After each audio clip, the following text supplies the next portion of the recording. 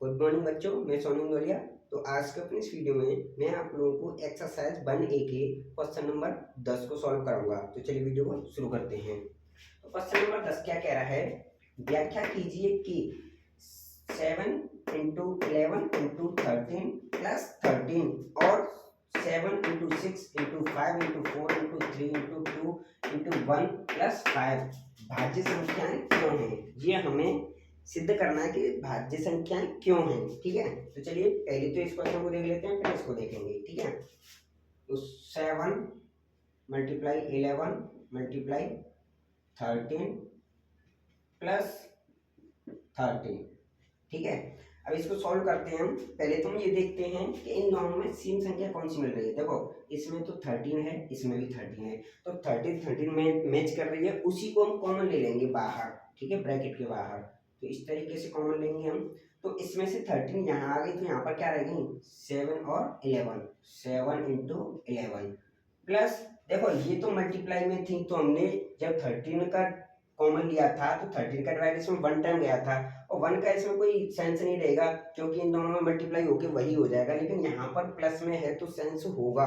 तो 13 जब यहाँ पर कॉमन लिया है, कॉमन लेने का मतलब होता है किसी भी संख्या में डिवाइड देना। ठीक है, इसमें 13 से 13 कट गया था, ठीक है 1 टाइम, ऐसे ही 13 से 13 में जाएगा 1 टाइम। ठीक है, 13 बन जा 13, और जो हो जाएगा 13 ये 77 प्लस 1, 13 इंटू 17 और 77 और 1 78। ठीक है, इसका अब हम मल्टीप्लाई करके भी कर सकते हैं। ये भाज्य संख्या होगी, क्यों? क्योंकि देखिए 13 अट्ठे 104, 13 सत्ते 91, 91 और 10 101। ठीक है, क्या आया है 1014। ठीक है, अब देखिए भाज्य संख्या कौन सी होती है, जिनके दो से ज्यादा फैक्टर हो, यानी दो संख्याओं से ज्यादा डिवाइड चला जाए। तो इसमें 2 का डिवाइड जा रहा है, ठीक है, और एक इसमें 13 पहले से ही इसमें मल्टीप्लाई हुआ था, 13 का जा रहा है, और 4 और एक 5 और एक 6, 6 में 3 का जा रहा है, तो 3 का पूरी संख्या में जाएगा, यानी 2 का चला गया, 13 का चला गया, 6 का चला गया, क्योंकि 78 में 6 का जा रहा है। तो यानी 2 से ज्यादा संख्याओं का डिवाइड जा रहा है, तो ये कैसी होगी, भाज्य संख्या है। तो यहाँ पर लिखेंगे हम, यह भाज्य संख्या है क्योंकि इसके 2 से अधिक गुणनखंड हैं। ठीक है, और नेक्स्ट क्वेश्चन को देखते हैं हम।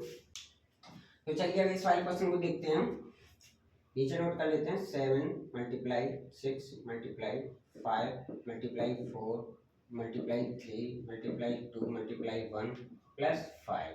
अब जैसे हमने इस क्वेश्चन में देखा था कि एक सेम संख्या देखेंगे जो दोनों में मैच कर रही हो, उसी तरीके से देखेंगे। इसमें 5 है और यहाँ 5 है, तो हम 5 कॉमन ले लेंगे। ठीक है, और जिसको हम कॉमन ले लेते हैं उसका मतलब होता है उसका किसी संख्या में डिवाइड देना है। अब 5 का 5 में डिवाइड चला जाएगा कितने टाइम, 1 टाइम। तो 1 अगर यहाँ पर हम लिखे हैं इनके मल्टीप्लाई में, तो उसका कोई फर्क ही नहीं पड़ेगा। तो हम क्या लिखेंगे, 7 मल्टीप्लाई 6 मल्टीप्लाई 4, क्यों 5 से 5 में डिवाइड चला गया, मल्टीप्लाई 3 मल्टीप्लाई 2। इस 1 को लिखे नहीं लिखे कोई फर्क नहीं पड़ेगा इसका। ठीक है, और 5 का डिवाइड 5 में देंगे 1 टाइम, ये प्लस में है तो इसको हमें लिखना पड़ेगा। मल्टीप्लाई में कोई फर्क नहीं पड़ेगा, लेकिन प्लस में फर्क पड़ेगा।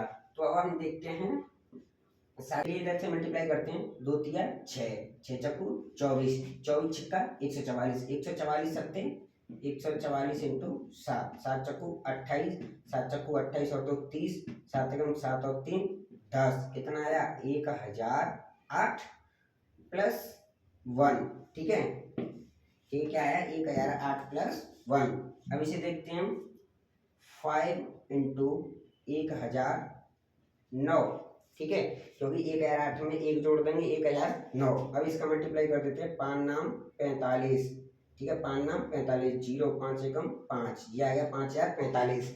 अब इसमें देखिए, इसमें 5 का जा रहा है, ठीक है 1 का जा रहा है, इसमें इसका खुद का जाएगा और इसका भी जाएगा, यानी कि 2 से ज्यादा संख्याओं से डिवाइड इसमें जा रहा है। 5 इसमें मल्टीपल में है तो 5 का जा रहा है, 1 या 9 इसका भी जाएगा इसमें। फिर इसके बाद इस पूरी वाली संख्या जो 5 4 45 है इसका जाएगा। तो 2 से ज़्यादा इसके गुणनखंड हैं, इसलिए यह कैसी संख्या होगी, भाज्य संख्या होगी।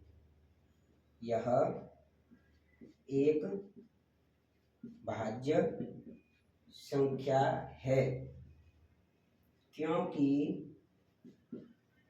इसके 2 से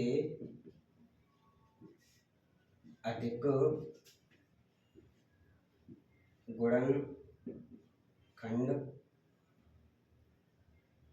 गुणनखंड हैं। ठीक है, तो बच्चों उम्मीद करता हूँ आप लोगों को ये क्वेश्चन समझ में आए होंगे दोनों। तो मिलते हैं नेक्स्ट वीडियो में ऐसे ही इंटरेस्टिंग क्वेश्चन के साथ। Thank you.